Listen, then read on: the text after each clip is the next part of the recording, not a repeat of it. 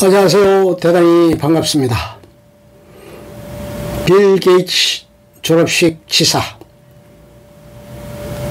창조적 자본주의. 뭘 해야 할지 알고 있는데 어찌 행동하지 않을 수 있겠습니까? 현 복 총장님, 전 루덴스테인 총장님, 차기 파우스트 총장님, 하버드를 이끌고 있는 경영진과 이사진, 교수진과 학부모님들, 그리고 특히 오늘 졸업하는 학생 여러분, 이 말을 하기를 30년 이상 기다리고 있었습니다. 아버지, 제가 항상 말하던 대로 하버드로 돌아가 졸업장을 따고 말 거라고요. 이런 영광을 줘서 졸업도 시켜주고 졸업생 대표로 연설도 하게 해줘서 하버드 측에 우선 감사드립니다. 저도 내년에는 역할이 바뀔 거고 경력상 마지막 줄에 하버드 학위를 추구하는 멋진 일이 될 겁니다. 저처럼 자퇴하지 않고 정상적인 졸업을 하게 된 여러분에게 뜨거운 박수를 보냅니다. 하버드를 자퇴한 나로서는 크림슨지가 하버드 대학교의 가장 성공한 중퇴자라 언급해줘서 행복할 따름입니다. 그래서 졸업생 대표로서 이 자리에 선 느낌이 드는군요. 학업을 끝내지 못한 사람들 중의 대표로 말이죠. 더불어 하버드 비즈니스 스쿨을 중퇴한 스티브 발머 친구, 현 MSCEO라는 사람도 있다는 걸 알아줬으면 하네요. 저는 그다지 모범이라 생각하지 않습니다. 그 이유 때문에 여러분의 졸업식의 연설자로 초대되었다고 보시면 됩니다. 하버드 신입생을 대상으로 오리엔테이션 연설을 한다면 이 자리에 앉아있을 사람이 얼마 있지 않을 테니까요. 제게 하버드는 경이로운 경험을 하게 해준 곳입니다. 하버드 대학생활은 정말 매력적이죠. 저는 수많은 수업을 청강하곤 했습니다. 기숙사 생활도 죽음이었죠.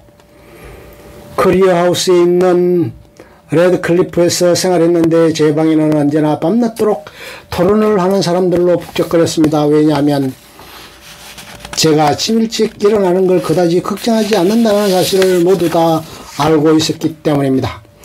그렇게 해서 반사회적 그룹의 리더가 되었나 봅니다. 통속적인 사람들을 배척하는 데 정당성을 찾기 위해 우리끼리 서로 뭉쳤죠. 레드클리프는 생활하기에 정말 훌륭한 곳이었습니다. 많은 여자들은 천국 같은 곳에 있는 듯 했고 대부분이 과학과 수학만 공부하는 괴짜들이었습니다. 아시겠지만 이곳 환경은 최고의 가능성을 제공해 주었습니다. 하지만 그 가능성을 높이는 것만으로 성공을 보장할 수 없다는 슬픈 교훈을 알게 된 곳이 레드클리프였습니다. 하버드 생활 중 가장 기억에 남는 일 중 하나는 소프트웨어를 팔라고 한 회사에서 제안을 했을 때의 일입니다. 그때가 1975년 2월이었고 알버퀴크에 있는 회사로 전화를 건 때였습니다. 그곳은 세계 최초로 개인용 컴퓨터를 만들기 시작한 회사였습니다. 아직 기숙사에서 생활하고 있는 학생인 저에게 그런 제안을 하다니 도대체 그 회사는 제 위치를 알고나 있는 건지 걱정스러웠죠. 그때 우리는 아직 준비가 안 되었으니 한 달 안으로 우리를 찾아오세요 라고 말하더군요. 아직 소프트웨어를 프로그래밍하지 않았기에 괜찮은 기회였습니다. 그리고 그 순간부터 저는 밤낮으로 프로그램을 짜기 시작했습니다. 그와 동시에 하버드와는 헤어지고 지금의 마이크로소프트와 함께하는 멋진 여행을 시작한 겁니다. 하버드에 대해서 기억할 수 있는 것은 무엇보다도 하버드가 엄청난 에너지와 지성의 한가운데 있다는 겁니다. 그것은 어쩌면 유쾌할 수도 있고 두려울 수도 있으며 가끔은 맥빠지게 할 수도 있겠죠. 하지만 언제나 도전적입니다. 이는 하버드생이 갖는 놀라운 특권이었습니다. 물론 저는 일찍 자퇴했지만 제가 하버드에 다니는 동안에 그 특권을 제 것으로 바꿨고 그곳에서 우정도 쌓았으며 아이디어를 얻었습니다. 하지만 지금 돌아다 보면 정말 후회스러운 게 하나 있습니다. 저는 세계의 끔찍스러운 불평등에 대해 주어의 인지도 없이 하버드를 떠났었습니다. 절망에 빠진 수백만 명의 사람들에게 내려진 건강 부기여의 지독한 불균형을 알지 못했습니다. 저는 경제학이나 정치학에 관해서는 하버드에서 새로운 아이디어를 많이 얻을 수 있었습니다. 과학 분야에서는 괄목할 만한 성과도 이뤘습니다. 그렇지만 인류의 발전을 위한 성과는 없습니다. 하지만 세계의 불평등을 줄이기 위해 활용할 수 있는 기술을 발전시키는 데는 기여했다고 생각합니다. 그것이 민주주의의 확산이나 강력한 공공교육, 질 좋은 의료체계, 전 세계적으로 경제적 기회를 발굴함으로써 말이죠. 세계의 불평등을 줄이는 것은 인류가 이룰 수 있는 최고의 성과입니다.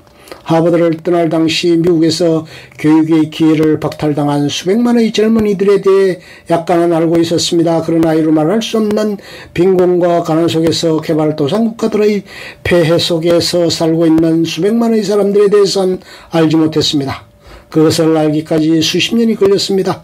여러분은 제가 하버드에 있을 당시와는 다른 시대에 이곳에 왔습니다. 여러분은 그때보다 더 많이 세계의 불평등에 대해 알고 있습니다. 기술의 발달이 첨단을 달리고 있는 시대인 지금 여기 있는 여러분은 이 문제에 대해서 생각해 볼 기회를 가졌길 바랍니다.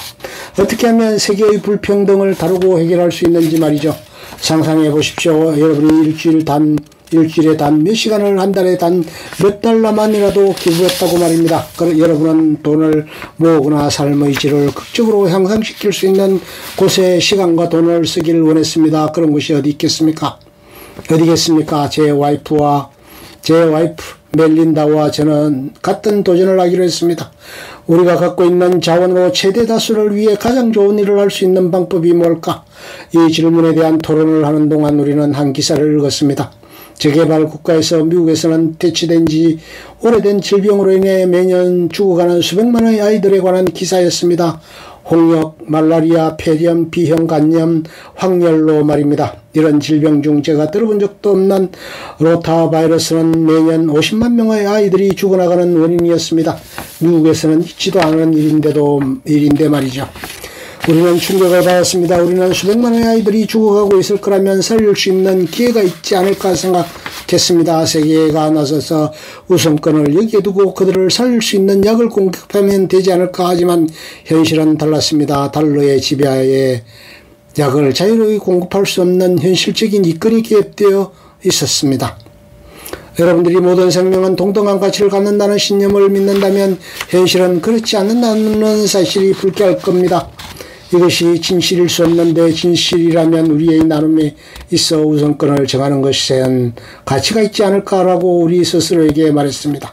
그래서 여기 있는 사람 누구나 할 수 있는 방법으로 우리의 일을 시작했습니다. 어떻게 세계는 아이들이 죽어나가도록 내버려 둘 수 있을까요? 답은 간단하지만 무자비합니다. 시장이 아이들의 생명을 살리는 일에 보상을 안 해주고 정부 또한 장려를 하지 않는다는 겁니다. 이런 시장과 정부 하에서 힘이 없는 부모를 둔 아이들의 죽었던 겁니다. 하지만 여러분과 저는 할 수 있습니다. 자본주의를 더 창의적으로 발전시킬 수 있다면 우리는 빈곤한 사람들도 안을 수 있는 시장을 만들 수 있습니다. 보다 많은 사람들이 이익을 만들 수 있거나 적어도 불평등으로부터 고통받는 사람들에게 도움이 되고 생계가 유지될 수 있도록 영향력을 미칠 수 있게 시장의 긍정적인 힘을 확산시킨다면 말입니다. 또한 우리가 낸 세금을 더 가치 있는 곳에 써달라고 세계의 여러 정부에게 압력을 행사할 수 있습니다. 이익을 창출하는 비즈니스 활동과 투표권을 행사함으로써 빈곤한 사람을 도울 수 있는 방법을 찾을 수 있다면 세계의 불평등을 줄일 수 있는 지속적인 방법을 갖게 될 것입니다. 이 가업은 시간적 제한이 없습니다. 결국 끝을 볼 수도 없을지도 모릅니다. 하지만 이 가업을 해결하기 위한 의식적인 노력은 세상을 바꿀 것입니다. 전 우리가 그렇게 할 수 있다는 긍정론자입니다. 불공평은 인류가 시작한 이래로 언제나 존재했고 또 언제까지나 존재할 것이다. 왜냐?